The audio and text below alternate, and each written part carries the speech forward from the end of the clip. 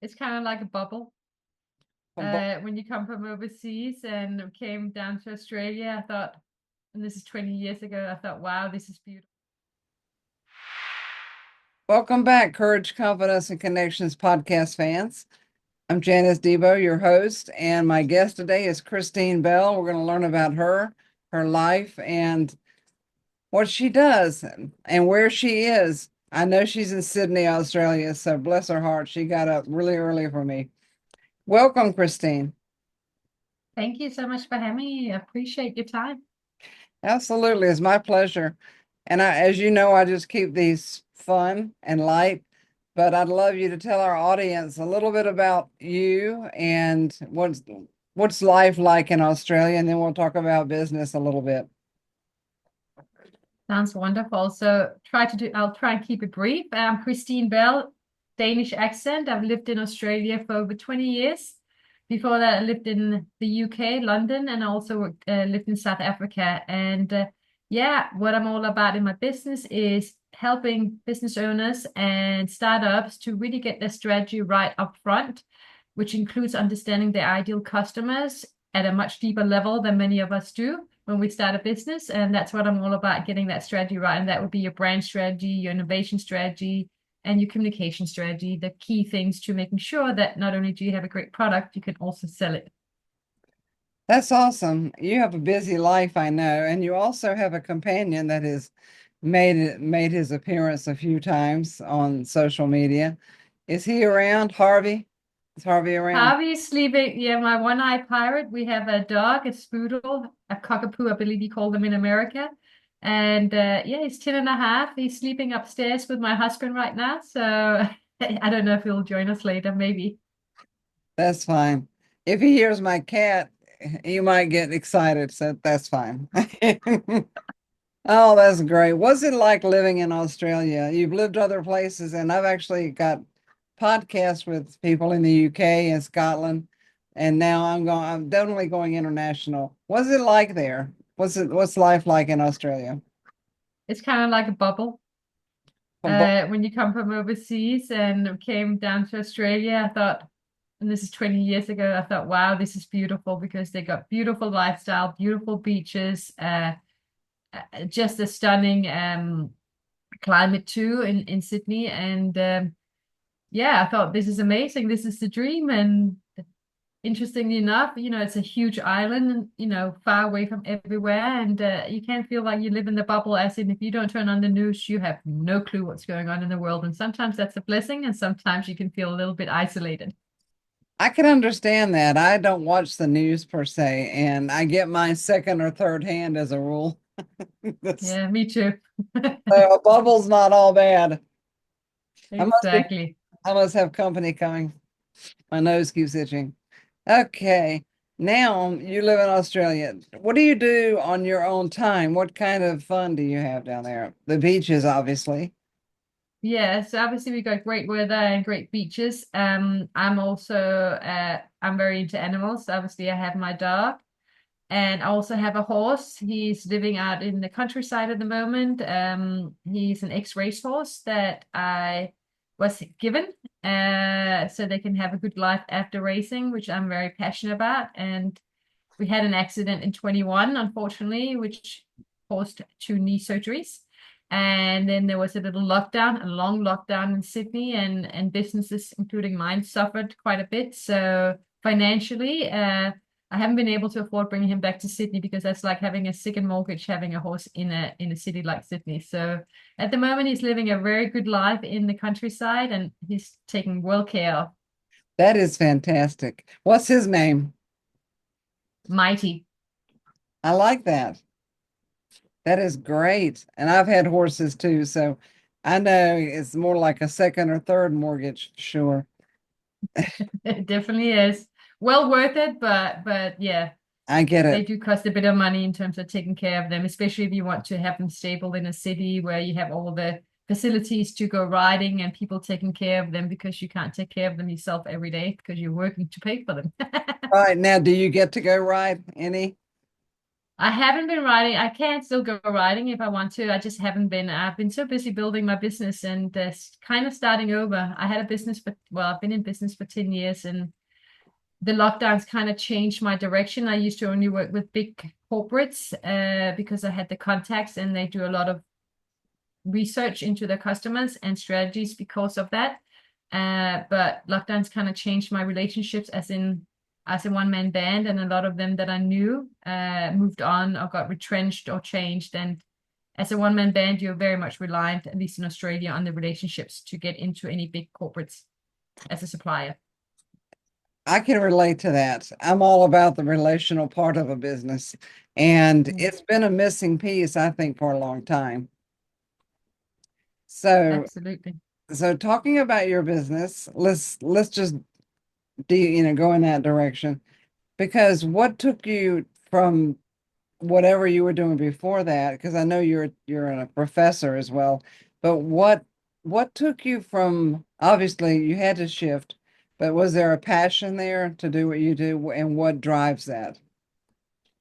So I guess I have been doing what I'm doing now in my own business for 25 plus years. So I always had a passion. I was lucky, I guess, to get into a career area that I was actually quite excited for when I first started out. When I first started before I had a job, I had a dream of working in big advertising agencies. It was a bit more glamorous, I guess, in my mind and exciting, etc., and creative. And I was lucky to get a job with one of the big agencies in the world back in, gosh, many years ago, 98, Ogilvy and Mather. And I was hired as a strategist writing creative briefs for $1 million advertising. And it was a huge learning curve, but I loved it. It was all about understanding human psychology and turning that into a insights that would allow you to connect more deeply with people. And in this case, it was through communication, both print and TV and cinema. So that was very exciting. I lost my work permit in South Africa, unfortunately, and then I moved to London and I got into the same industry. But back then, I don't know what it's like now. Back then, it was definitely a little bit still like Mad Men, if you ever watch Mad Men. And there was a lot of toxic people in there too, and it wasn't as glamorous on the inside as you might think.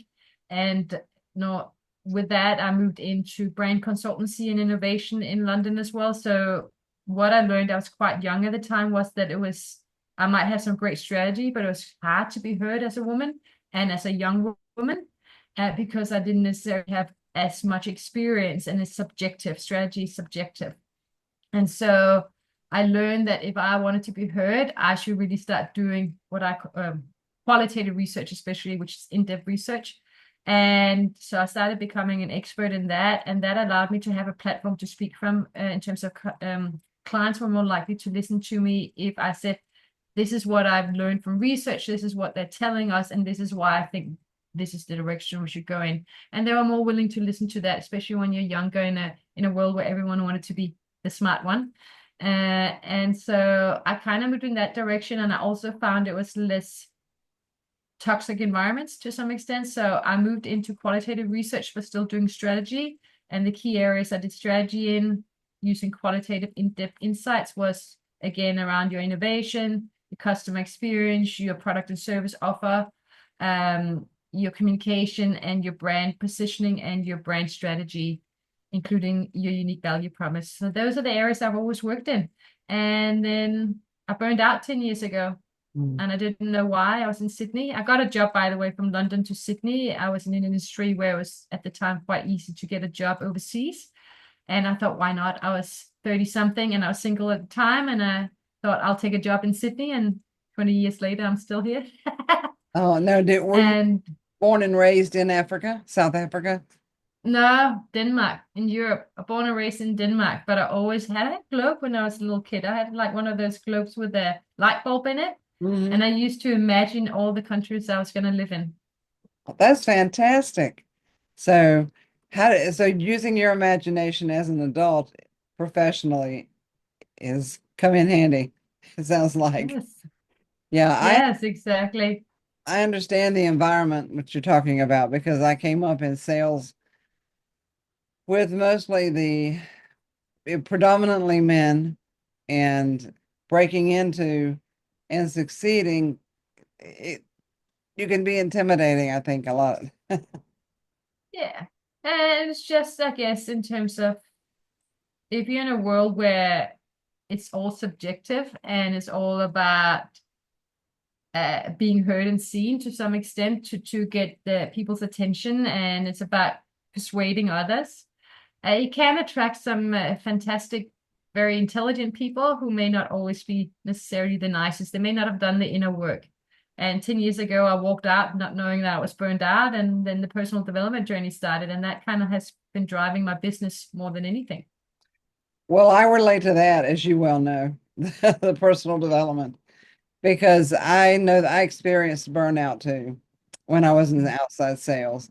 And I don't know that, and I hadn't even started personal development. I didn't even know what personal development was at that time.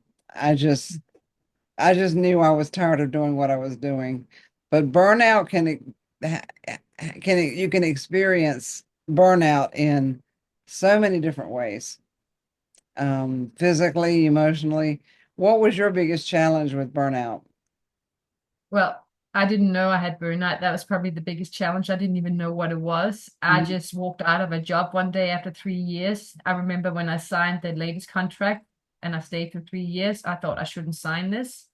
I'd already left another job because I just didn't, even though I was happy and I was making great money, I just one day couldn't do it. And I started doing some creative stuff instead, and then took another job, signed the on the dotted line. I thought, I shouldn't do that, but I thought it's not going to look bad if I walk off, and what would I do?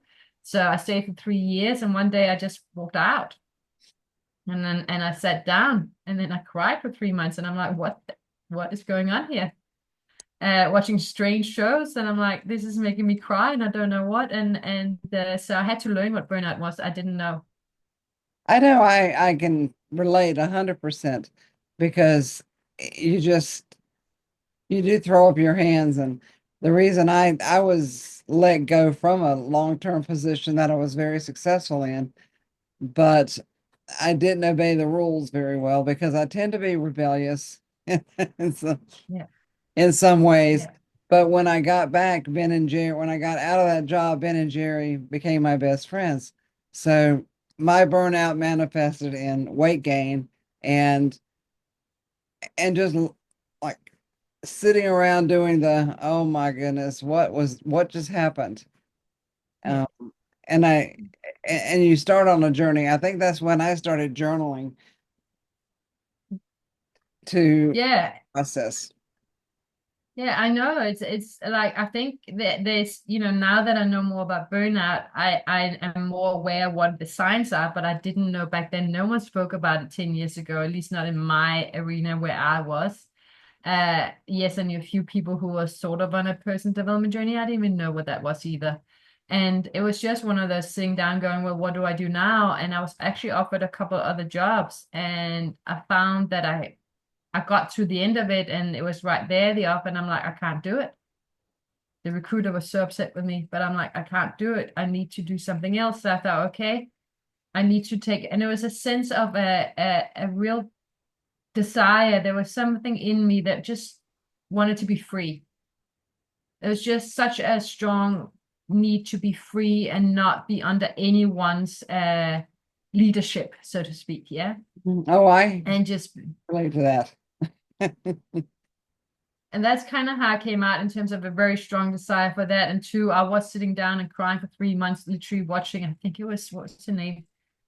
Tori Spelling going through a divorce or something like that. Her husband was unfaithful or something like it was one of those types of reality shows I was sitting watching. And I'm like, this is just not me. Why am I crying at that? But whatever reason, there was something obviously needed to come out. And I just didn't have a draw, like I was just exhausted. Like it was just exhaustion. It's Mhm. like I just couldn't get myself to do very much. So lo and behold, I ended up freelancing for my old employers. But it gave me some money, and I found that there was now a separation that didn't have the same power over me anymore. And that for me was okay, I can do this in terms of, you know, going back there, and again, I looked at, suddenly I could see from from the outside in what the whole environment was. There wasn't just me. It was actually the whole culture within the company and also other companies I worked at, that there was something wrong. It wasn't just me. So they gave me some perspective, I think. Hmm. And with that, I had to start my own business because I didn't want to take a job. So I kind of started a business that way. And then I got scared. Suddenly there was this imposter syndrome that I didn't even know the term of either, but this, how can I do it? Am I good enough for it? And I was good in my job. And suddenly I had no confidence in terms of starting a business. And that's when I went to a talk one night at Ernest and Young, and this personal development coach was doing a talk there. And so I started working with him, and I worked with him for about a year, and I did definitely get something out of it. But then from there, I started moving into a more spiritual part of my journey as well. And I started having more confidence that there were things I could do myself for myself. And so that's kind of how my personal development journey started. And I haven't looked back from that. It's still very much driving me and my business. I And love it's helped me overcome that imposter syndrome too. I love that because I'm all about courage and confidence. And of course the connections piece comes in too. Mm. It's it's really interesting because what we experience propel us frequently into what we really love. And I didn't know what burnout was, personal development, or anything like that. I just knew I was on a quest and a journey. And the irony is I was just reading a journal from 2003 a few minutes ago. And I went, oh my gosh, I still struggle with that. Let's deal with this. And and, and really, until we sit down and go, why does this keep happening? Or what what is propelling me to the direction that I need to go in?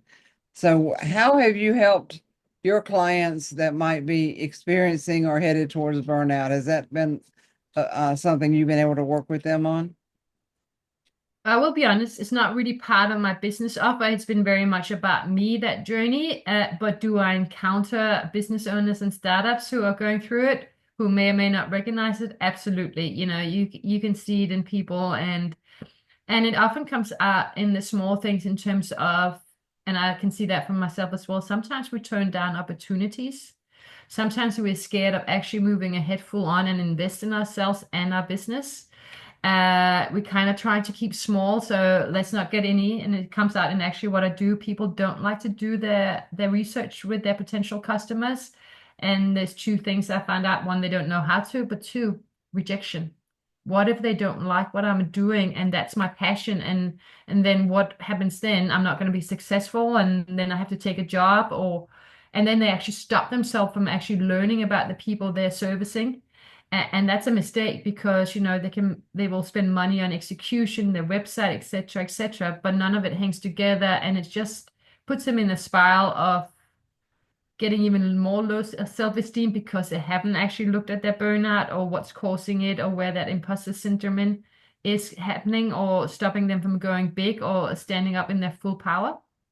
So I do see it, and it does come out in them actually hesitating to do the work that I do in strategy and research. Well, yeah, that's really profound perspective. I'd like you to tell our audience a little bit more about the imposter syndrome that you experienced and that you see in people, so that that is a little more clear in case anybody is wondering. Yeah, I think it's one of those, everyone uses this imposter syndrome sort of wording now. I don't typically use that. I guess from me perspective, how I realized that I was holding myself back is that there's a bit of procrastination comes through. There's a bit of, oh, I'm too scared to go after this company or this potential client of mine who could be really great. I won't, wouldn't, I was scared of sales. Hmm. I was scared of, it was interesting when I was working for someone else, I had no problem presenting at all. I had no problem doing speaking. And suddenly when I was speaking about myself and my offer, I actually was uncomfortable on stage. Mm. Now, So there's all these small signs, and I guess those signs can be different to each person depending on our makeup and where our fears are versus where we feel strong enough. So it can be hard to say exactly how it comes apart, but it's usually when we hold ourselves back and we go, oh, but that wasn't a great opportunity. But you actually have to go, hold on. What stopped me from holding back? What was it? Was it just a money thing, time thing, or what actually was stopping me?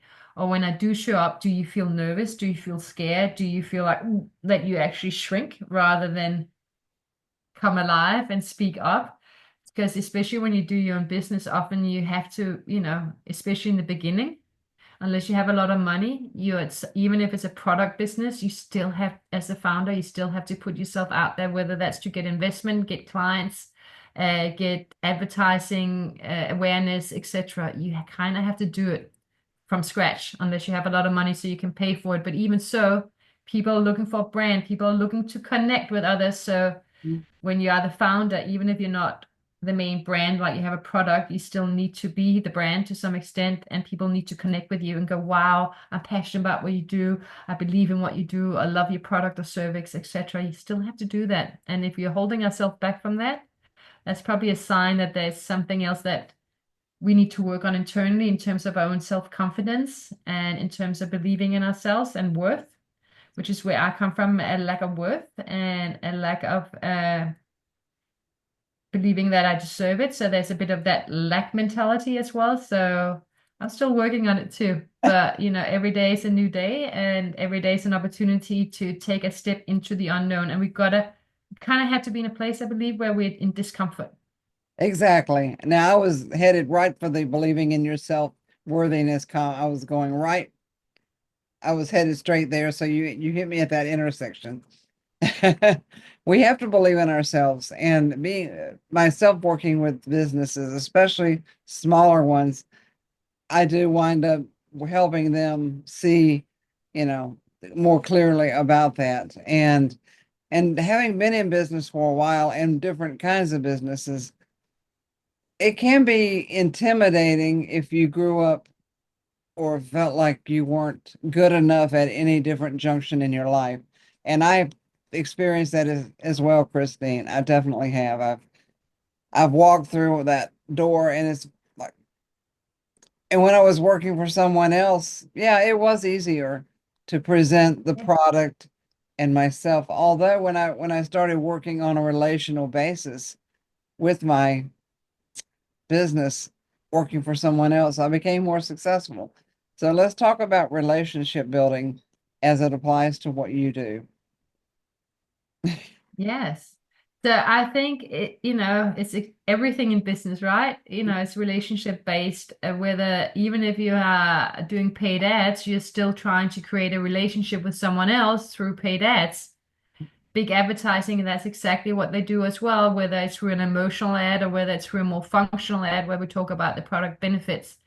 I think for me, one thing that's helped me and what I also help my clients with is really defining your values Mm. both in yourself and your business, because I think once we get clear on our who we are in terms of our values, in terms of our vision, in terms of what we're amazing at, our superpowers, Mhm. and that, as a founder, that actually goes straight into also the product or service you provide. I think that for me and for my clients, help them get clear and a little bit more start building up, going, I have something to hold on to. I know that, and I believe in those things. I'm proud of those things. And when we start building those parts up and really start adhering to our values and our vision and taking action on that, we get that momentum and that sort of, for me, self-confidence in terms of, I know who I am. So that's where personal development for me comes into the work as well that I do.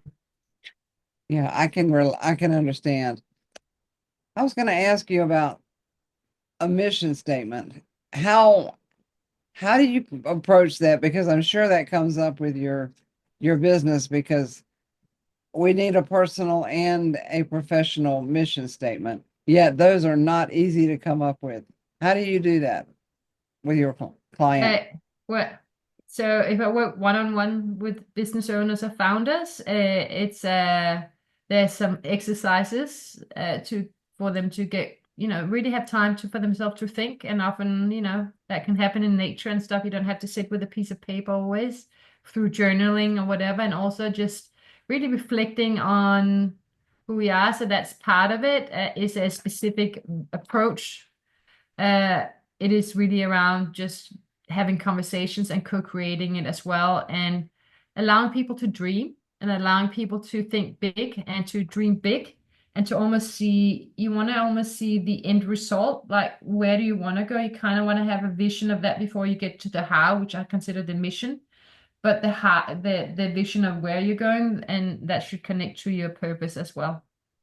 Exactly. A lot of moving parts in all of this for sure.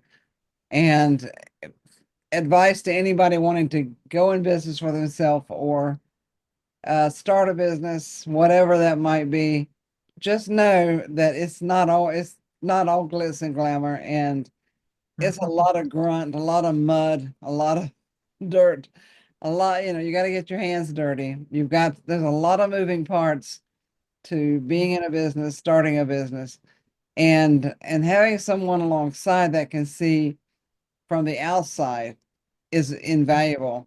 So and something I work with people on that I'm sure you do as well, Kristine, is seeing the forest for the trees. And when you're in the middle of something, you can't see some things. You can't. Exactly. And so it comes down to, again, doing the inner work, but also doing the outer work, and hopefully at some point that aligns.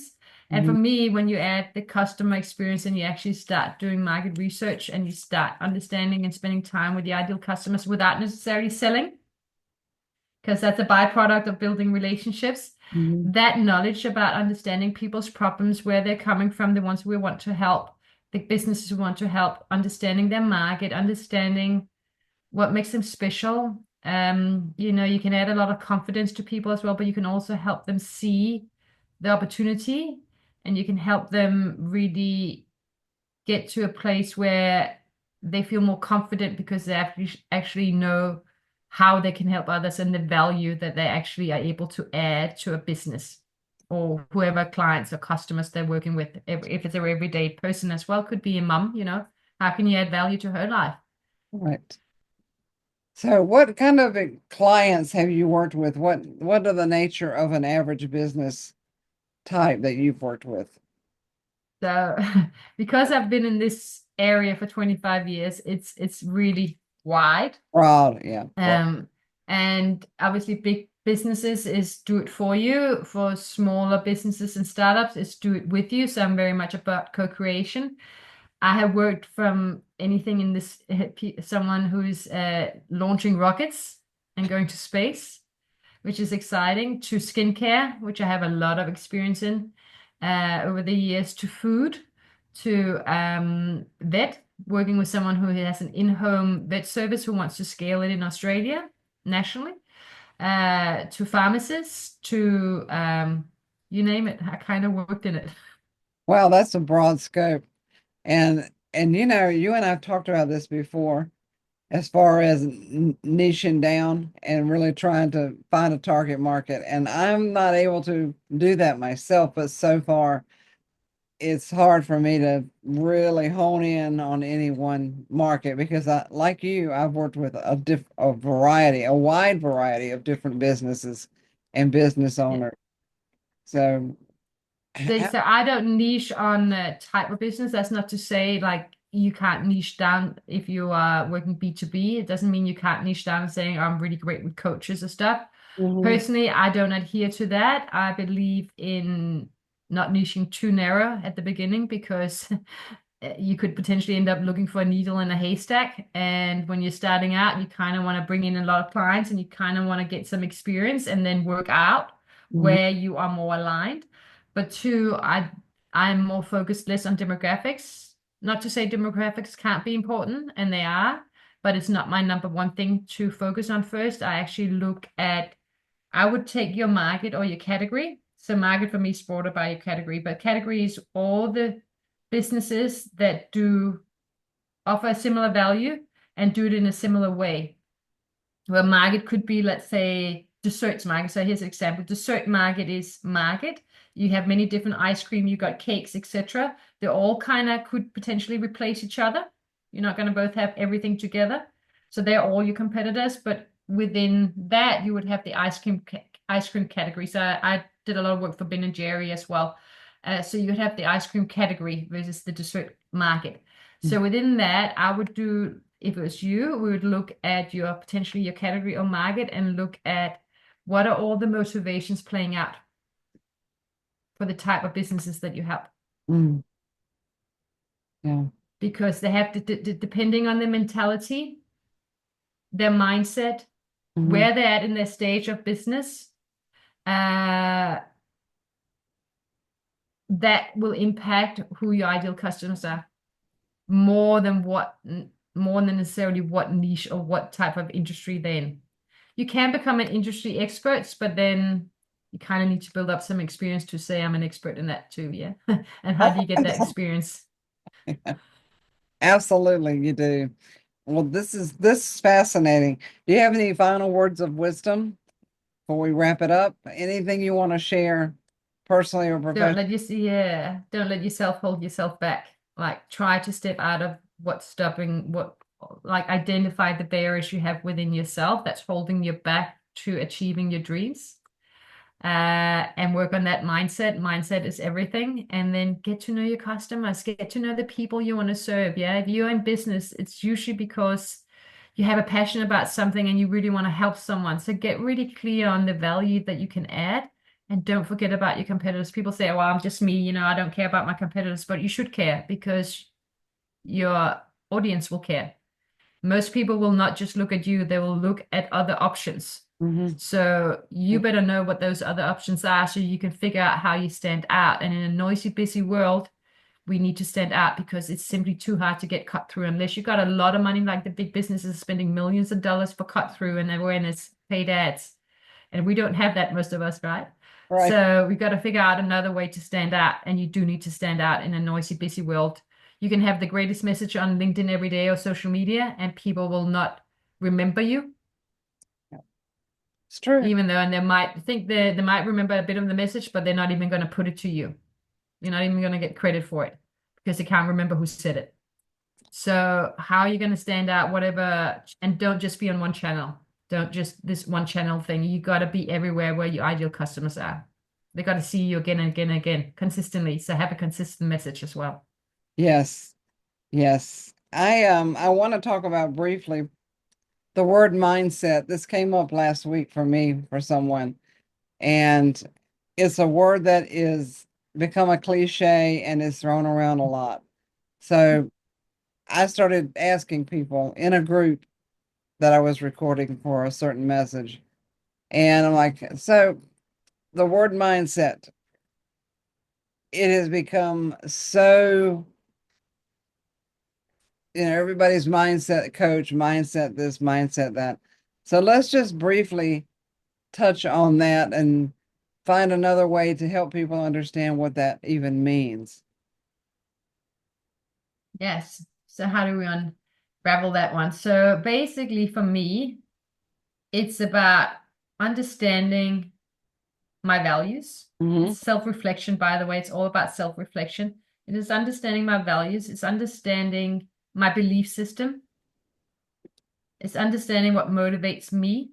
Mm-hmm. Understanding ourselves at a deeper level. The three things I've just mentioned directly impact how we make decisions. And we do it unconsciously most of the time because we make many decisions, big and small, every day about someone or something. Doesn't always lead to I need to buy something, but we make up our mind about something. Now, so that takes us back to how we think and feel. And for me, we can think in a place where we might be in a survival mode. Mm-hmm. So some people are actually living out of survival mode, and I have to in some areas of my life, which means that we might be more fear-based. We might be, our belief system is very negative, for example.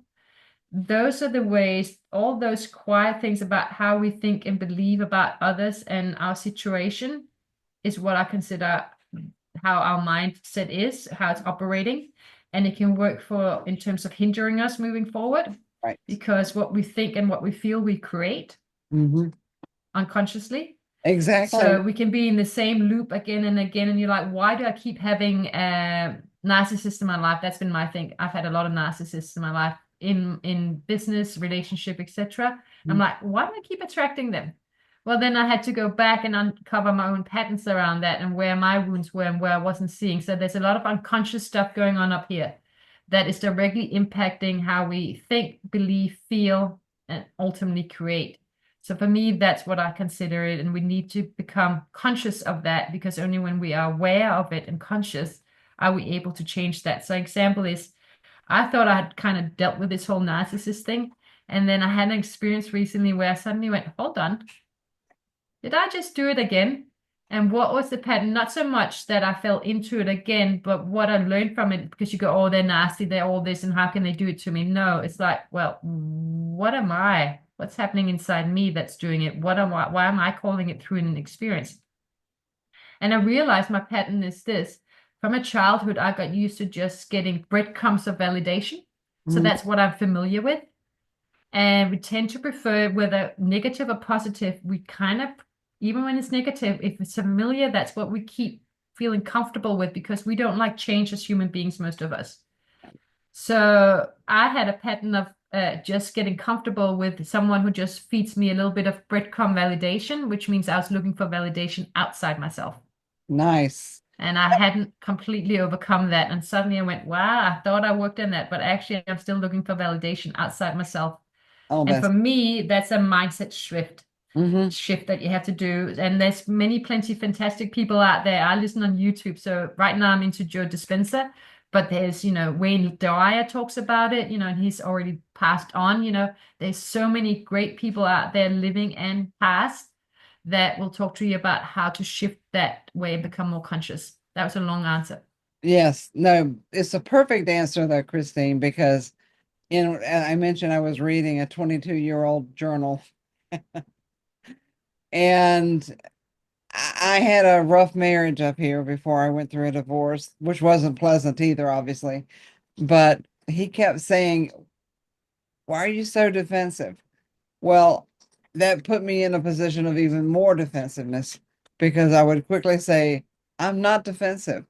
Well, there are situations where it's natural and normal and okay, but I have caught myself repeatedly, and that's what I was reading from 22 years ago about I was being defensive in some situation. I went, oh my word, it's time to really take a hard look at this, because I'll still find that wall coming up, and it doesn't go away, and it's caused a lot of problems.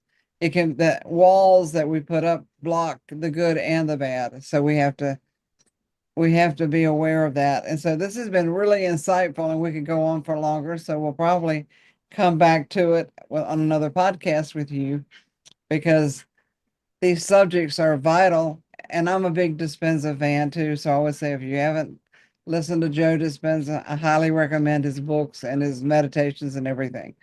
So anyway, we're Yeah. going to wrap it up. And thank you again, Kristine Bell. Her information will be available at the end and on YouTube, on my website, etc. Thank you for joining us. To all my fans for Courage, Confidence, and Connections podcast, Janice Debo is signing off, and we'll catch you next time.